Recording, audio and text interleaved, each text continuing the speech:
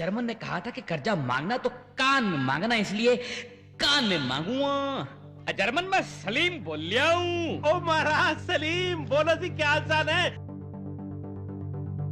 यूं झुका वो गर्द में एक सिक्के की खातिर, यूं झुका वो गर्द में एक सिक्के की खातिर, मानो जैसे खोई किस्मत ढूंढ रहा है। कोई और आएगा अब और जगाएगा मुझे, कोई और आएगा अब और जगाएगा मुझे। हर शख्स इसी उम्मीद पर ऊँघ रहा है। ये अल्फाज उस शख्स के हैं जिसने माया नगरी मुंबई में अपने हुनर से अपना अलग और बेहद अनोखा मुकाम बनाया है। इनका नाम है राकेश बेदी। हिंदी सिनेमा के शौकीन इनके नाम को भले ही ना जानते हों, लेकिन इनके चेहरे को वो लाखों की भीड़ में भी पहचान सकते हैं। किस्सा टीवी में आज पेश है राकेश बेदी की कहानी, जिन्हें आपने बड़े और छोटे दोनों पर्दों पर अपनी बेजोड़ अदायगी से लोगों को हंसाते हुए देखा होगा। दिल्ली के रहने वाले राकेश बेदी कैसे एक्टिंग की दुनिया में आए और फिर कैसे धीरे धीरे वो माया नगरी की इस चमकीली दुनिया से दूर भी होते चले गए, आज यही किस्सा हम आपको बताएंगे। राकेश बेदी का जन्म हुआ था 1 दिसंबर 1954 को दिल्ली के करोल बाग में। इनके पिता मदन गोपाल बेदी इंडियन एयरलाइंस में एरोनॉटिकल इंजीनियर थे। बेहद छोटी सी उम्र से ही राकेश बेदी पर एक्टर बनने का जुनून सवार हो गया था। दुनिया के बच्चे बचपन में तरह तरह के काम करने की बात कहते हैं। कोई कहता है कि वो डॉक्टर बनेगा, कोई इंजीनियर बनने को कहता है, तो कोई साइंटिस्ट बनने की बात कहता है। लेकिन राकेश उन चंद बच्चों में से थे जो कहता था कि मैं बड़ा होकर एक्टर बनूंगा। स्कूल में होने वाली हर तरह की एक्स्ट्रा करिकुलर एक्टिविटी में राकेश आगे बढ़कर हिस्सा लेते थे। राकेश का एक्टर बनने का सपना हर दिन परवान चढ़ता गया। वो स्कूल के बाद भी एक ड्रामा कंपनी के साथ ड्रामा की प्रैक्टिस किया करते थे, लेकिन दूसरी तरफ उनके पिता को उनकी फिक्र होने लगी थी। पिता चाहते थे कि उनका बेटा उनकी ही तरह इंजीनियर बने। वो चाहते थे कि राकेश आईआईटी में पढ़ाई करे और माइनिंग इंजीनियर बने। हालांकि अपनी तरफ से उन्होंने कभी कोई जोर जबरदस्ती राकेश के साथ नहीं की। राकेश अपने पिता का भी दिल नहीं दुखाना चाहते थे, इसलिए जब राकेश 12वीं पास हुए तो उन्होंने इंजीनियर बनने की तैयारी की। उनका इंजीनियरिंग एंट्रेंस टेस्ट हुआ था आईआईटी दिल्ली में। आईआईटी दिल्ली में इनका एंट्रेंस टेस्ट सुबह 9 बजे से शुरू हुआ, जो 12 बजे खत्म हो जाना था। जैसे ही राकेश के हाथ में क्वेश्चन पेपर आया, उन्हें मालूम चल गया कि वो इंजीनियरिंग बनने के लिए पैदा ही नहीं हुए। उस पूरे क्वेश्चन पेपर में राकेश को केवल एक सवाल का ही जवाब मालूम था। राकेश ने बिना वक्त जाया किए उस इकलौते सवाल को हल किया और महज 3 मिनट के अंदर ही एग्जामिनर को अपनी आंसर शीट लौटा दी। एग्जामिनर राकेश के ऐसा करने से बुरी तरह हैरान था। उसे समझ ही नहीं आ रहा था कि इस लड़के को अचानक हुआ क्या। उसने राकेश से इसकी वजह पूछी तो राकेश ने पूरी बेबाकी से जवाब दिया, सर मैं गलत जगह आ गया हूँ, मुझे वापस अपनी ड्रामा रिहर्सल में ही जाना पड़ेगा। और इस तरह राकेश आईआईटी का वो एग्जाम छोड़कर वापस लौट आए। आईआईटी दिल्ली की घटना के बाद राकेश ने और मन लगाकर नाटकों में काम करना शुरू कर दिया। अपने ही जैसे कुछ दूसरे नौजवान लोगों के साथ राकेश एक छोटा सा थिएटर ग्रुप भी चला रहे थे। ये सभी नौजवान पैसे जमा करके अपना थिएटर ग्रुप चला रहे थे। राकेश का ग्रुप जब किसी नाटक का मंचन करता था तो हर तरह के काम इन्हें और इनके साथियों को खुद ही करने पड़ते थे। इन्हें खुद ही अपने नाटक के पोस्टर्स रात के समय में दिल्ली में चिपकाने पड़ते थे। एक बार राकेश अपने 1-2 साथियों के साथ दिल्ली के एक इलाके में अपने अगले नाटक के पोस्टर्स चिपका रहे थे। तभी अचानक पुलिस की जीप आ गई और उन्होंने राकेश और उनके साथियों को पकड़ लिया। पुलिस को लगा कि ये लोग किसी प्रोपेगेंडा के लिए पोस्टर्स चिपका रहे हैं। पुलिस ने राकेश और उनके साथियों से कड़ाई से पूछताछ करनी शुरू कर दी। तब राकेश ने पुलिस को समझाया कि वो अपने नाटक का पोस्टर लगा रहे हैं और चूंकि उनके पास पैसे की कमी है इसीलिए ये काम उन्हें खुद ही करना पड़ रहा है। तब जाकर पुलिस वालों ने राकेश और उनके दोस्तों को उस रात छोड़ा था। नाटक के साथ साथ राकेश ने अपनी पढ़ाई भी जारी रखी और दिल्ली के भगत सिंह कॉलेज में इन्होंने बीकॉम में एडमिशन ले लिया।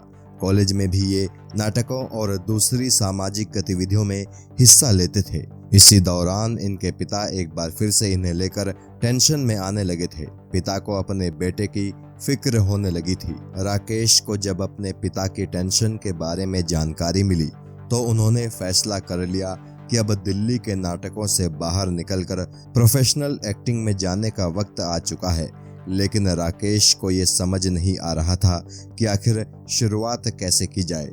फिर एक दिन राकेश ने फैसला कर लिया कि वो पूना के फिल्म एंड टेलीविजन इंस्टीट्यूट में दाखिला लेंगे। राकेश ने कोशिश की और उनका नंबर FTI यानी film and television institute of Pune में आ गया। FTI आने से पहले राकेश को लगता था कि उन्हें यहाँ कोई परेशानी नहीं होने वाली है, क्योंकि वो तो काफी वक्त से दिल्ली में थिएटर कर ही रहे थे। लेकिन कुछ ही दिनों में इनको ये एहसास हो गया कि ये अपने बारे में गलत फहमी पाले बैठे हैं। FTI में इन्हें मालूम चला कि अभी तो इन्हें एक्टिंग की ABCD भी ढंग से नहीं आती। FTI में राकेश का जिस बैच में दाखिला हुआ था उसमें इनके साथ सतीश शाह, ओमपुरी, सुरेश ओबरॉय, सुधीर पांडे, डेविड धवन, प्रकाश झा, विधु विनोद चोपड़ा, सईद मिर्जा और कुंदन शाह जैसे लोग भी थे और ये सभी लोग आगे चलकर फिल्म इंडस्ट्री में बड़ा नाम बने। FTI से पढ़ाई खत्म करने के बाद राकेश फिल्मों में काम करने के लिए मुंबई आ गए। राकेश को अपने बारे में एक बात अच्छे से मालूम थी और वो ये कि जिस तरह की उनकी शख्सियत थी उसे देखकर हीरो का रोल तो उन्हें फिल्म इंडस्ट्री में कोई नहीं देने वाला था। इसीलिए राकेश ने फैसला कर लिया कि वो कॉमेडी की तरफ जाएंगे और अपने आप को एक कॉमिक आर्टिस्ट के तौर पर इस्टेब्लिश करने की कोशिश करेंगे। कॉमेडी में वैसे भी राकेश का हाथ दिल्ली के नाटकों के चलते पहले ही काफी मजबूत था। हुआ भी कुछ ऐसा ही। राकेश को पहली दफा हमारे तुम्हारे नाम की एक फिल्म में काम मिला जिसमें संजीव कुमार और राखी लीड रोल में थे। राकेश इस फिल्म में सुनील नाम के नौजवान बने थे जो अपनी मां के दोबारा शादी करने से काफी नाखुश था। मेरी बीवी ने मुझे बहुत पीटा और कहा कि तो जर्मन को जो उधार दे रखा है वो उधार दे लेके आ। हेलो हेलो हेलो जर्मन जो उधार दे रखा है। Hello hello. राकेश बेदी के करियर की दूसरी फिल्म थी एहसास, जो कि एक रोमांटिक ड्रामा फिल्म थी। ये फिल्म भी 1979 में रिलीज हुई थी। इस फिल्म में शम्मी कपूर, शशि कपूर और अमजद खान जैसे बड़े सितारे मौजूद थे। राकेश इस फिल्म में एक नौजवान आशिक के दोस्त बने थे। सहायक अभिनेता के तौर पर राकेश को अपनी शुरुआती फिल्मों में ही उस दौर के हिंदी फिल्म इंडस्ट्री के बड़े स्टार्स के साथ काम करने का मौका मिल गया था। ये बात भी कम लोगों को ही मालूम है कि वास्तव में राकेश बेदी की पहली फिल्म एहसास ही थी, लेकिन हमारे तुम्हारे पहले बनकर तैयार हुई और पहले रिलीज हो गई। इसीलिए राकेश बेदी की फिल्मोग्राफी में हमारे तुम्हारे फिल्म का जिक्र इनकी पहली फिल्म के तौर पर होता है। राकेश बेदी के करियर की तीसरी फिल्म थी बुलंदी, जो साल 1980 में रिलीज हुई थी। राकेश इस फिल्म में एक कॉलेज स्टूडेंट बने थे। इस फिल्म में राजकुमार जैसे महान कलाकार भी थे जिन्होंने प्रोफेसर का रोल निभाया था और राकेश फिल्म में उनके स्टूडेंट बने थे। उस दौर में भारत के कॉलेज स्टूडेंट्स की लाइफ को इस फिल्म में बड़े ही शानदार तरीके से दर्शाया गया है।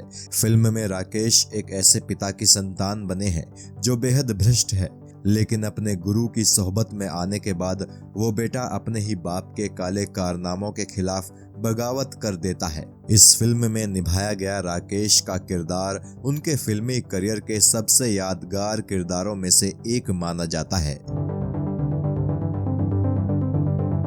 राकेश के करियर की चौथी और सबसे प्रमुख फिल्मों में से एक थी चश्मे बद्दूर, ये फिल्म साल 1981 में रिलीज हुई थी और इस फिल्म में उनके साथ फारूक शेख, रवि बासवानी और दीप्ति नवल जैसे कलाकार मौजूद थे। फिल्म में दीप्ति नवल और राकेश बेदी पर एक गीत फिल्माया गया था। ये गीत उस दौर में बेहद हिट हुआ था और राकेश को इस गीत से काफी लोकप्रियता भी मिली थी।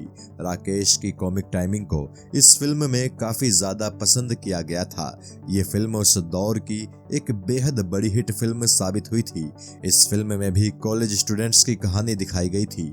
ये फिल्म कितनी बड़ी हिट थी इसका अंदाजा आप ऐसे लगा सकते हैं कि साल 2013 में इस फिल्म का एक स्पेशल प्रीमियर रखा गया था।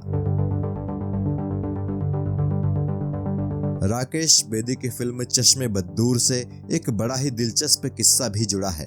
इस फिल्म की डायरेक्टर सई परांजपे थी। सई अपने सख्त अंदाज के लिए मशहूर थी। फिल्म की शूटिंग दिल्ली में चल रही थी। फिल्म में राकेश ने तलवार कट मूंछ रखी थी जिसे डंडी कट भी कहा जाता था। चश्मे बद्दूर की शूटिंग के दौरान ही राकेश बेदी एक और फिल्म की शूटिंग कर रहे थे जिसके लिए उन्हें हर हफ्ते 2 दिनों के लिए फ्लाइट से बॉम्बे जाना पड़ता था। इत्तेफाक से उस फिल्म में राकेश के किरदार की मूंछ नहीं थी। उस फिल्म के डायरेक्टर ने राकेश से तलवार कट मूंछ कटाने को कहा। राकेश ने काफी मना किया लेकिन वो डायरेक्टर नहीं माना और उसने आखिरकार राकेश की मूंछ कटवा ही दी। उस फिल्म के शूट के बाद जब राकेश दिल्ली वापस लौटे तो उनके सामने चश्मे बद्दूर के अपने किरदार की मूंछ की समस्या खड़ी हो गई। तब राकेश ने काले पेन से एक तलवार कट मूंछ बना ली। राकेश अपनी इसी नकली मूंछ के साथ फिल्म की शूटिंग करने पहुंच गए लेकिन सई परांजपे की पैनी नजर से राकेश की वो नकली मूंछ छिप नहीं पाई। सई ने राकेश को पकड़ लिया और उनकी खूब क्लास लगाई। उसके बाद जब राकेश की मूंछ दोबारा उगी तो फिर से फिल्म की शूटिंग शुरू की गई। राकेश बेदी के करियर की सबसे बड़ी हिट फिल्मों में से एक थी साल 1992 में रिलीज हुई फिल्म तिरंगा। इस फिल्म में वो एक बार फिर से राजकुमार के साथ काम कर रहे थे। फिल्म में राकेश बेदी का निभाया खबरी लाल का किरदार उनके फिल्मी करियर के सबसे यादगार किरदारों में से एक रहा। फिल्म में वो एक मुखबिर बने हैं जो पुलिस के लिए काम करता है और जान पर खेलकर खतरनाक अपराधियों की जानकारी पुलिस को देता है। पूरी फिल्म में राकेश के जितने भी सीन्स थे उन सभी में राकेश इस तरह से अपने डायलॉग्स बोल रहे थे मानो वो टीवी पर खबरें पढ़ रहे हों। खबरी लाल जब अपराधियों द्वारा पहचान लिया जाता है और उसे मार दिया जाता है तो उस सीन पर हर दर्शक की आंखें नम हो जाती हैं। राकेश ने अपने फिल्मी करियर में 250 से भी ज्यादा फिल्मों में काम किया। ये अब तक एक्टिंग के क्षेत्र में एक्टिव हैं। इनकी आखिरी फिल्म थी साल 2019 में रिलीज हुई ट्रिपल सीट, जो कि एक मराठी फिल्म थी और इसमें इनका एक छोटा सा रोल था। इससे पहले ये इसी साल यानी 2019 में रिलीज हुई उरी द सर्जिकल स्ट्राइक में भी नजर आए थे। इस फिल्म में ये एक पाकिस्तानी इंटेलिजेंस ऑफिसर बने थे। राकेश बेदी के करियर की प्रमुख फिल्मों की बातें करें तो इन्होंने दीवाने हुए पागल, दीवानापन, गदर एक प्रेम कथा, इत्तेफाक, मेरी अदालत, हद कर दी आपने, दुल्हन हम ले जाएंगे, फूल और आग, बड़े मियाँ छोटे मियाँ, मिस्टर एंड मिसेज खिलाड़ी, यस बॉस, हीरो नंबर 1, दिल जले, विजेता, साजन चले ससुराल, बेवफा सनम, मिस्टर आजाद, बेताज बादशाह, जिद, हम है कमाल के, गर्दिश, चमत्कार व और भी कई सारी फिल्मों में काम किया। इन्होंने केवल हिंदी ही नहीं, पंजाबी, गुजराती और मराठी फिल्मों में भी काम किया। राकेश बेदी सिर्फ फिल्मों तक ही सीमित नहीं थे। ये उन कुछ गिने चुने कलाकारों में से एक हैं जिन्होंने छोटे पर्दे पर भी शानदार काम किया और उनके काम को लोगों ने खूब सराहा भी। अपने टीवी करियर में राकेश बेदी ने लगभग 16 टीवी शोज में काम किया। इनके सबसे लोकप्रिय टीवी शोज रहे हैं ये जो है जिंदगी, जबान संभाल के, श्रीमान श्रीमती, ऑल द बेस्ट, जाने भी दो यारों, हम सब एक हैं, यस बॉस, FIR, भाभी जी घर पर हैं और तारक मेहता का उल्टा चश्मा। भाभी जी घर पर है और तारक मेहता का उल्टा चश्मा में तो ये आज भी काम कर रहे हैं।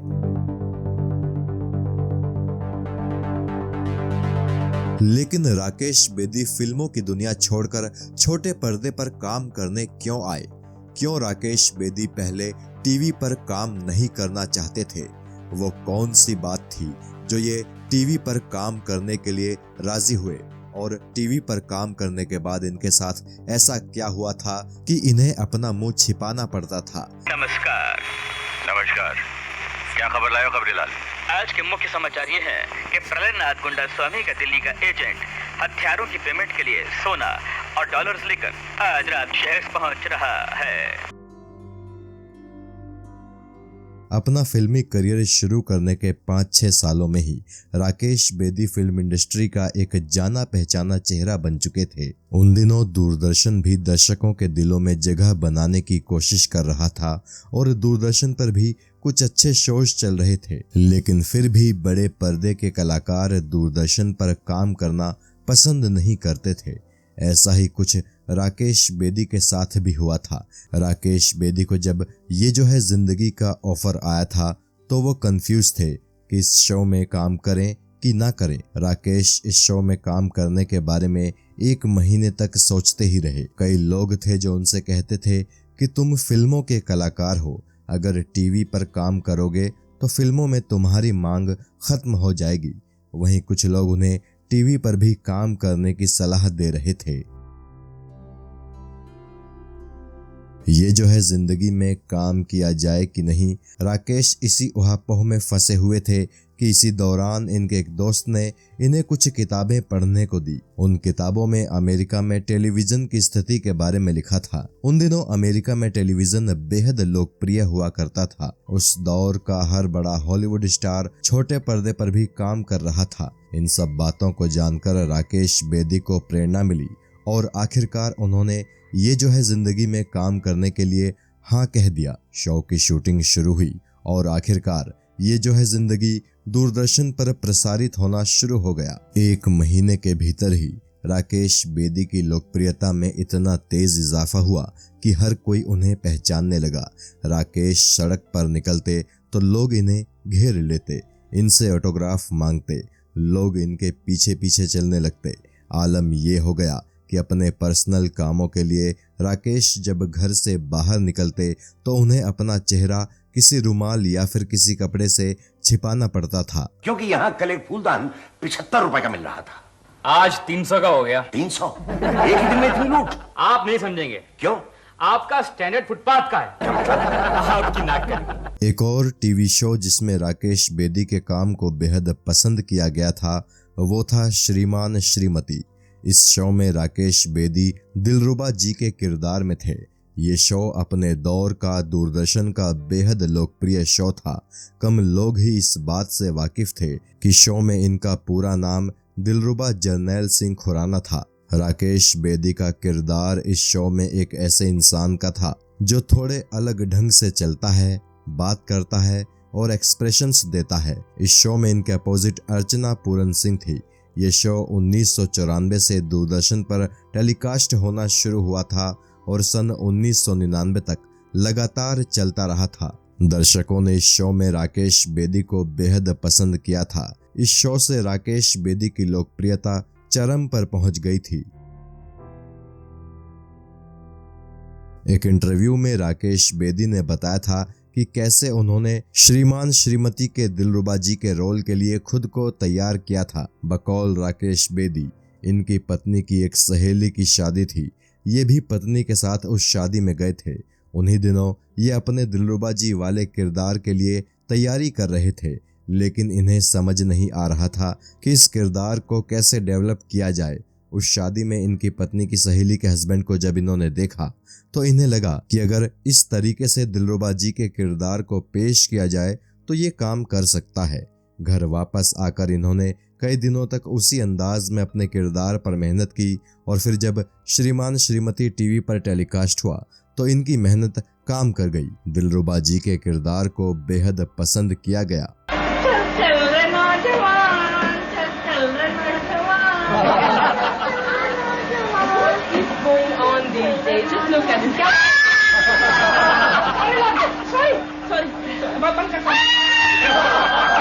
राकेश बेदी शुरू से ही थिएटर करते आ रहे हैं और उम्र के इस पड़ाव में भी राकेश बेदी थिएटर करते रहते हैं। आज के दौर में तो राकेश बेदी फिल्मों में कम और थिएटर में ज्यादा सक्रिय हैं। कहना चाहिए कि राकेश बेदी मौजूदा दौर के ऐसे भारतीय अभिनेता हैं जो पिछले 35-40 साल से थिएटर कर रहे हैं। राकेश बेदी ने खुद भी कुछ नाटक लिखे हैं। राकेश बेदी का लिखा नाटक मेरा वो मतलब नहीं था बेहद मशहूर है। इस नाटक को देश विदेश में अब तक 800 से भी ज्यादा बार परफॉर्म किया जा चुका है। इस नाटक में अनुपम खेर, राकेश बेदी और नीना गुप्ता ने काम किया है। खुद राकेश बेदी ने ही इस नाटक का डायरेक्शन भी किया है। राकेश बेदी के लिखे दूसरे नाटक हैं बीवी ओ बीवी और शिमला कॉफी हाउस। इसके अलावा राकेश बेदी को पढ़ने का भी बेहद शौक है। राकेश बेदी अपने खाली समय में हमेशा कोई ना कोई किताब या फिर नॉवेल पढ़ते हैं। इस वक्त जब आप ये वीडियो देख रहे हैं तो अगर राकेश बेदी खाली होंगे तो यकीनन इस वक्त भी वो कोई ना कोई किताब पढ़ रहे होंगे। गुड मॉर्निंग दी। Good morning. क्या आई नहीं अब तक? आ गए। मतलब तो टाइम पर आ गए थे? शायद कोई काम पड़ गया होगा। उनको सुबह सुबह कौन सा काम पड़ना है दी? क्या करें, चाय दे रहा हूँ मेरे घर यहाँ। नहीं। राकेश बेदी की निजी जिंदगी के बारे में बात करें तो इनकी पत्नी का नाम आराधना बेदी है। आराधना बेदी पुणे की रहने वाली हैं और FTI के दिनों से ही राकेश और आराधना के बीच में रिलेशन की शुरुआत हो चुकी थी। हालांकि आराधना बेदी खुद कोई अभिनेत्री नहीं है। राकेश और आराधना बेदी की 2 बेटियां हैं। इनकी बड़ी बेटी का नाम है रिधिमा बेदी जो सेलिब्रिटी मैनेजमेंट देखती हैं। वहीं इनकी छोटी बेटी रितिका बेदी इनकी ही तरह एक एक्ट्रेस हैं और कई शॉर्ट फिल्मों में काम कर चुकी हैं। शॉर्ट फिल्मों के अलावा रितिका बेदी नाटकों में भी काम करती हैं। वो अपने पिता राकेश बेदी के साथ भी कई नाटकों में नजर आ चुकी हैं।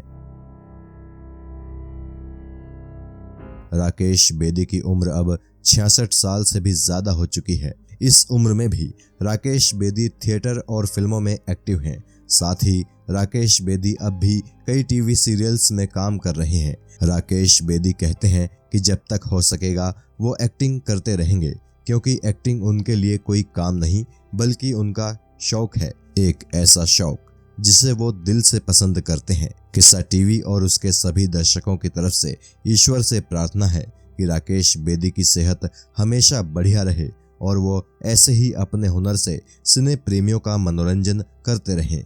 जय हिंद। आ जाओ साहब अंदर ही होंगे। अरे वाह वाह, कहीं आज मेरा जन्मदिन तो नहीं? अबे तेरा नहीं मेरा होगा। अबे चुप।